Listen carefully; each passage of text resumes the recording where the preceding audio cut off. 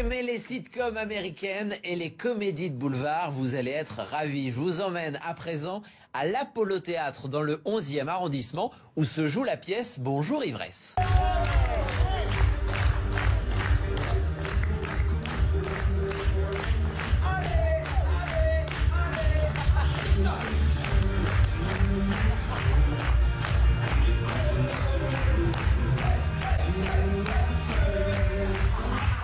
Bonjour tout le monde. Bonjour Ivresse. Extrait.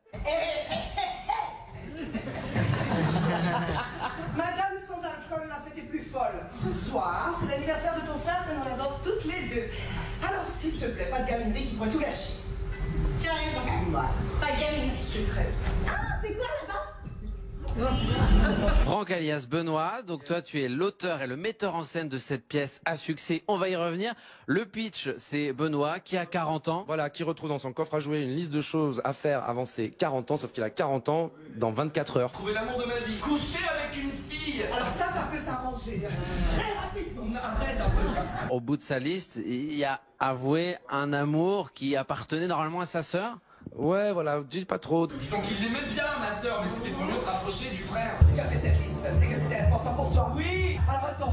Bon, ok, mais je commence par quoi alors? Coucher avec une fille. Alors il se trouve avec les deux femmes de sa vie. C'est ça, sa meilleure amie un peu alcoolique mondaine, Vanda. Vanda. Oui. Vanda, tu peux nous laisser s'il te plaît? Oh yes, the list. Voilà.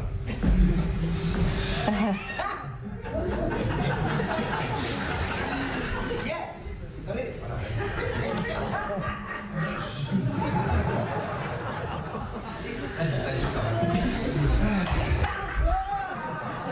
Et sa petite sœur un peu coincée depuis des décennies. C'était quoi cette histoire d'enveloppe? En fait, voilà, c'est une liste de choses que je m'étais promis de faire avant mes 40 ans. Mais c'est génial ça! Moi aussi j'en ai fait une! C'est pas vrai. Si! Il me manquerait que la montée du Mont Saint-Michel et la visite du Vatican! Ah, ben, elle a l'air sympa, ta liste. C'est par cette soirée d'anniversaire et par l'honnêteté qui va du coup découler de cette liste qu'elle va réussir à se libérer. Entrez! Stripteaseur. Je sais pas ce que vous avez prévu, mais j'espère de tout cœur que vous ne seriez pas trop vulgaire. Il aime pas ça la vulgarité! Non! Lui son truc, c'est les cachotteries! Attention!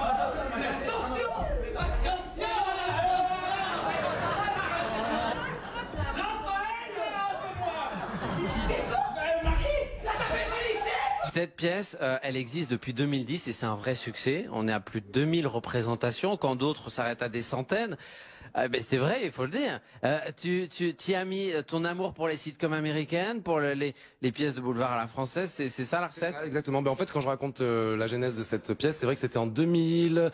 Je sais plus. Il y avait des rediffusions de Will and Grace sur une sitcom américaine, donc très gay friendly, sur Canal+. Et en même temps, j'allais avoir mes 30 ans.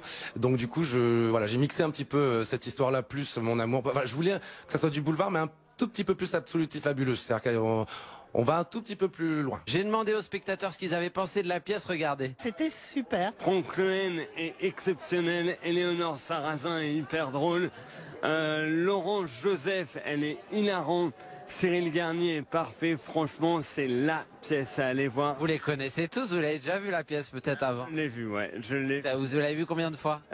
Plusieurs. Cher journal intime, on est le 18 mai 1990.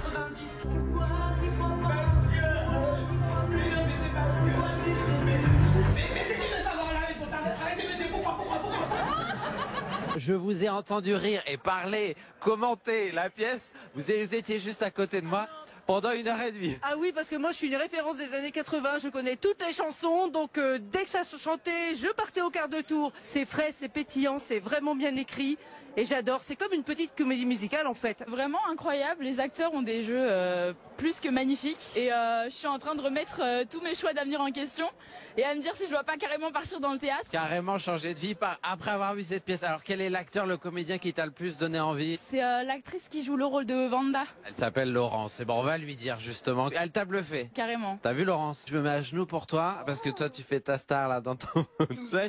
Mais dans les loges. Mais vu les réactions des spectateurs, et on vient de l'entendre justement, tu le mérites parce que sincèrement pendant la pièce, les spectateurs sont à fond. Ils sont convaincus par ta prestation. Il faut dire que c'est un rôle assez nouveau pour toi puisque ça fait pas longtemps que tu es dans la pièce. Ben en fait, j'ai repris la pièce en cours. Quand Franck m'a appelé, on avait moins d'une semaine pour pouvoir reprendre la pièce. Donc j'ai appris le texte en 3-4 jours, quoi. L'énergie que tu y mets, beaucoup de musique. Tu nous chantes du Bibi notamment. Mais pourquoi tu pleures? Envie de changer l'atmosphère d'attitude. On a plusieurs. Beaucoup de toi, tu viens de Guadeloupe et tu le fais sentir, mais du début à la fin, dans tes réactions. Non, c'est voulu. Oui, parce que j'ai envie aussi de montrer d'où je viens. J'adore mon île. D'ailleurs, je salue ma maman. C'était très important pour moi de faire ça. Très bien, allez voir. Bonjour Ivresse, c'est à l'Apollo Théâtre.